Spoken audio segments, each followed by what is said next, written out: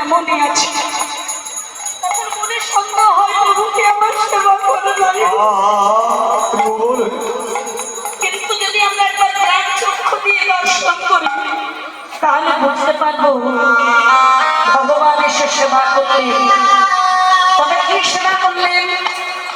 এই পার্থিব জগতের কোনো ফল মিষ্টান্ন দ্রব্য এগুলো আমরা ভগবানকে ভালোবেসে দিই, এইসবের লালসায় ভগবান মরে না।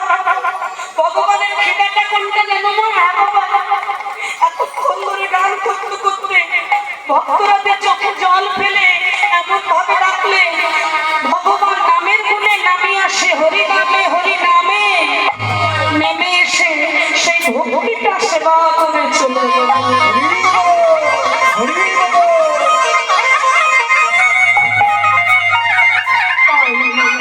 আমি পুনরায় বলছি, এমন অপরাধ করবেন না। ভক্তি চায় কৃষ্ণতা, ভক্তি চায় কৃষ্ণতা। আজ কি হয়েছে মাগো? আজ নারদ মুনি খুব আনন্দিত, কেন? তার বিনা রাধা রাধে বলে বেজেছে।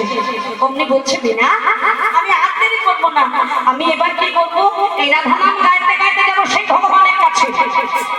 তাহলে হ্যাঁ মা, হ্যাঁ বাবা, এতদিনে সেই ভগবান কোথায় আছেন? তিনি এতদিনে মথুরাতে কংসকে বধ করে উগ্রসেনকে রাজা করে সোজা চলে এলেন কোথায় না দ্বারকায়। দ্বারকায় এসে কি করলেন? সেখানে এসে রুক্মিণী আর সত্যভামাকে আনুষ্ঠানিকভাবে বিবাহ করলেন।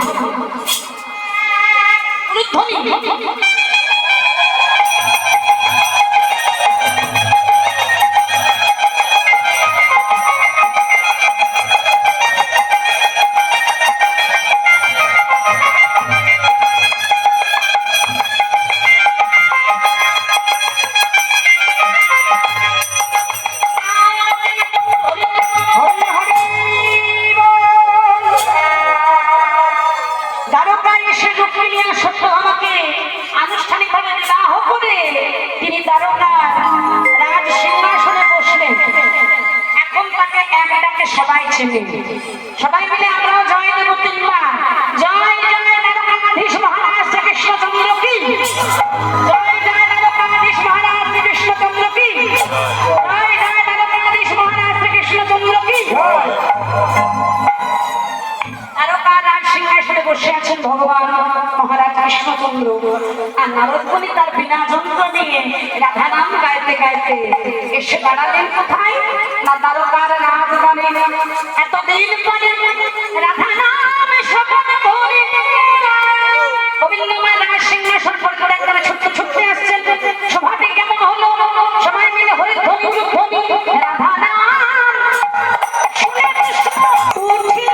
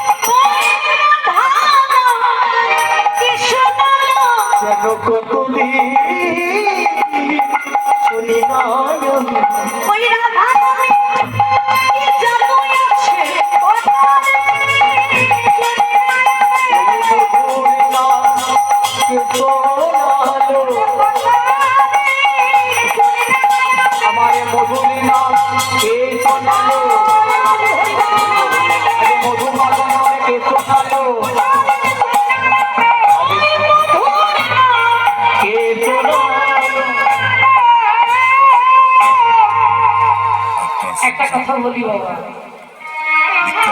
কীর্তন তো আমরা করি, অনেক জায়গায় করছি, করবো আপনাদের আশীর্বাদে। কিন্তু দুর্লভ ব্যাপার আপনাদের বলতে হয় না, না বললে সবাই ধ্বনি হরিধ্বনি করছেন। পরিচালনায় এটা যেন অভাব না হয়। এই যতক্ষণ আছি 2 ঘন্টা 3 ঘন্টা যতক্ষণই হোক ততক্ষণ যেন আমরা কাজে লাগাতে পারি আমাদের এই দেহটা। কেন? কৃপা, কিছু করে পাওয়ার নাম কৃপা। এই যে করতালি দিয়ে হরিনাম করতে বলছি, এই করতালি দিয়ে নাম অর্থটা কি হয়? দেখবেন শ্রী রামকৃষ্ণ কথা মেলে থেকে বলছি, ঠাকুর শ্রী রামকৃষ্ণের প্রিয় শিষ্য মণিমোহন একদিন রামকৃষ্ণদেবকে বলে, ঠাকুর গো, ও ঠাকুর, মন যে আমাদের এত উচ্চ স্থানে থাকে, একটা নিম্নগামী কেন হয় গো?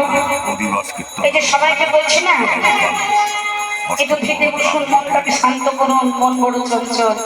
তখন রামকৃষ্ণদেব বললেন, মণিমোহনকে আদর করে বলছেন, মণি, শুধু মণি বললেন না, কি বললেন জানেন? আরে ওরে শালা মণি, দেখবেন শালা দিয়ে বাবা বেশি কথা বলবে। ওরে মানুষের মন কেমন জিনিস জানিস? বলে কেমন? এ হলো মাছি, মাছি, মাছি, মাছি। মাছি মানে দেখবি একটা মাছির কাজ কি, সে কখনো এক জায়গায় থাকে না। এক থালা রসগোল্লা, দেখবেন একটা মাছি রসগোল্লার থালায় বসে রসগোল্লার রসটাকে শোষণ করছে। কিছুক্ষণ পর বাবা সেই মাছিটা নর্দমার জলে গিয়ে বসলো। কত মানুষের মন এক জায়গায় স্থির থাকে না। তবে ওরে মণিমোহন, এই মানুষের মন যদি একবার মৌমাছি হতে পারে, মৌমাছি, হ্যাঁ বাবা, মৌমাছি কোথায় বসে? হ্যাঁ মৌমাছি বসে কোথায় না? ফুলে, যে ফুল আমার গোবিন্দ সেবায় লাগে। সেদিন কি হবে জানিস মণিমোহন? বসে ফুলে ফুলে মধু খাবে, ফুলে ফুলে ফুলে ফুলে মধু খাবে।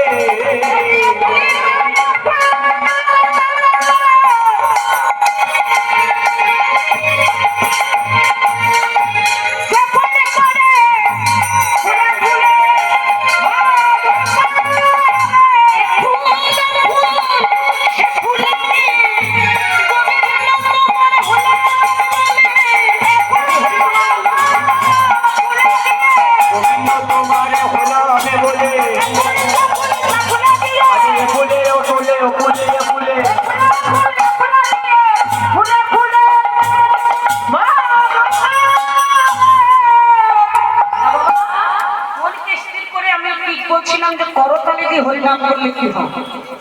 দেখবেন কোনো গাছের নিচে যদি করতালি দিতে দিতে যান, গাছের নিচে কি হবে? গাছের ওপরে পাখিরা করতালির শব্দ পেলে উড়ে চলে যাবে।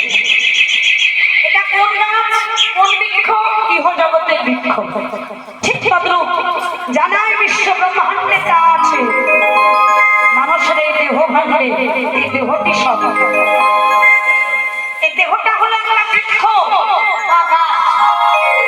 আর এই দেহের মধ্যেও আছে কতগুলো পাখি। এই বৃক্ষতেও আছে, সে পাখিগুলোর নাম কি? পাপ পাখি।